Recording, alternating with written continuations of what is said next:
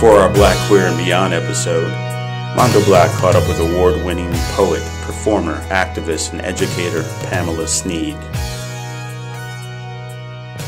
Rapunzel was a sister. You think I'm playing? I said Rapunzel was a black woman badder than your mama. For June Jordan, and this is from my book, Calm. Easy, as one who never looks up to stress the importance of what they're saying. Easy as that overused terminology, a summer's day. She said, this country needs a revolution.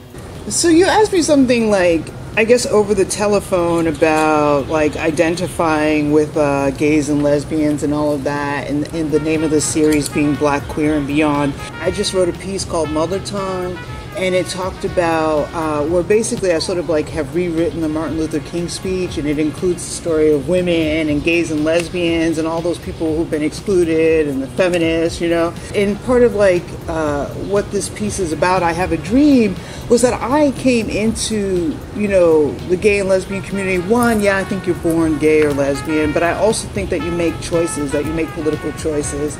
And that part of like me coming out and accepting, you know, being gay or lesbian was I wanted an alternative. I thought I was becoming part of like a revolutionary community, you know what I mean? I thought I was becoming part of something that, you know, people wanted to do things differently, you know?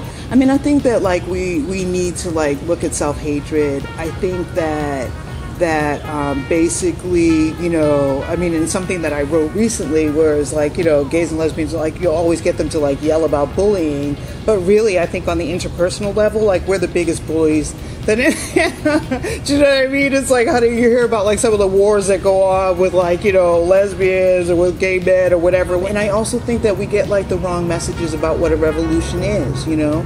I was talking earlier about basically having like this really great epiphany. I mean, having been like a long-time activist and all of that, and having gone to South Africa, and I think I was standing in either the Apartheid Museum or the Hector Peterson Museum in Soweto, and basically Hector Peterson was like the first victim of the Soweto uprising, and he was a 13-year-old boy who was shot.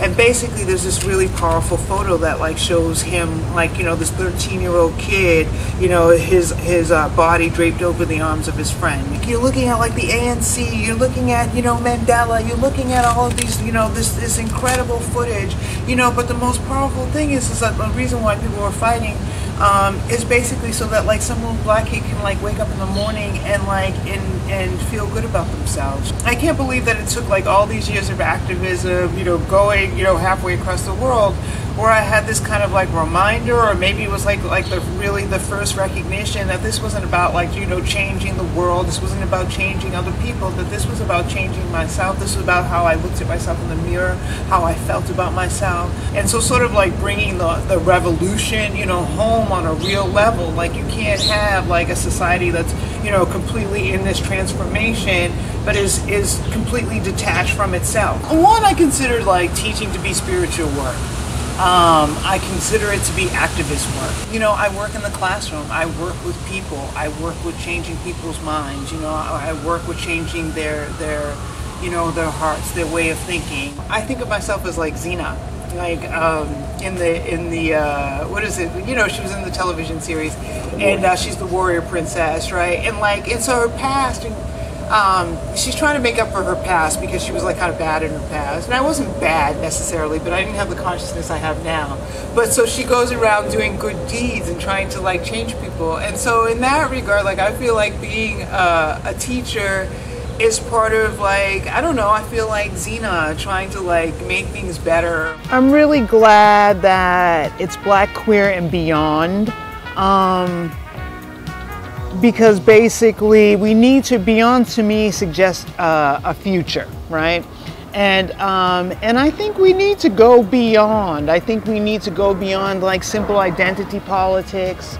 I think we need to go beyond like a lot of things that are happening in this culture, you know, the capitalism that's kind of destroying like the fabric of who we are, the competition, the sickness, you know.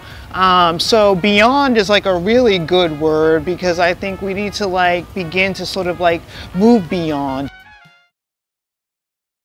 Next, we caught up with Daniel Alexander Jones and his alter ego, Jomama Jones.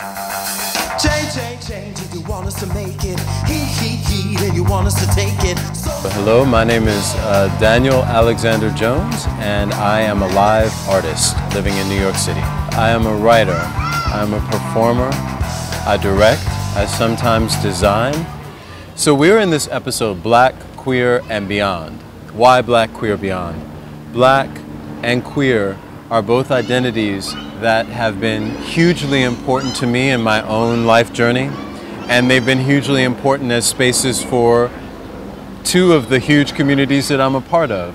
Beyond, because I think a lot of the language that we've used to help us move through the last few decades is language that doesn't necessarily always serve us now. As we have one foot firmly rooted in tradition and community, I think it's very important to look beyond, not away from, but beyond the space that we're in right now to emerging languages and emerging ways of being in the world.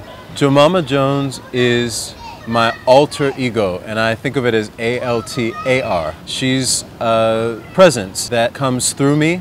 Ostensibly, she's a former R&B singer superstar from the 1980s who decided to leave America when the record industry got kind of cagey. I've had a lot of adventures with gender and gender expression. I'm a man, I'm a queer black man, but I also have within me these two energies, these two spirits. One that can flex very masculine sometimes, or as masculine as I get, and then the other that is very feminine. But the feminine energy is always tied to me to the divine. It's like it's very connected to something much larger than me. It's very important for that divine feminine energy to be on the earth in an amplified way. She's accompanied a kind of radical shift in my own art practice, in my own way of being in the world. I feel like she's talking to people about love, which is a taboo subject in a very cynical city.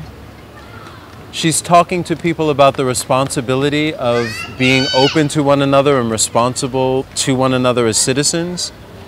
And she's talking about what it means to risk moving past the stories that we tell ourselves about our limitations. So what has surprised me about the way that audiences react to Jomama is that they go crazy for her. What I feel is that she excites something in people that's the same thing that got excited on Saturday morning when Soul Train would come on. It's a place of play, a place of delight, and I really believe, as an artist and as a citizen, that that place of joyful play is our power. And that when that gets taken away from us, or we let it slip from our hands, we lose something vital about what it means to be a human being, the why of resistance or revolution. So it's been interesting to think about being, an out gay artist, an out black artist, and these are things that have definitely shaped the way that I work. At the same time that I'm an artist who works in, I really believe, a spiritual way, and the ideas will come to me sometimes from places that have nothing to do with those identifiers. And ultimately, I always feel like I must surrender to the art, and I have to surrender to the impulse, while I never lose sight of the fact that I walk through the world as a person who's queer, as a person who loves black culture. Change if you want us to make it. He, and you want us to take it. So, now you're trying to buy one. Life, now you need to get one. Hypnotized, how you're trying to keep us with your lies that you keep on repeating. In your seat, there's a nightmare inside you. Mondo Black.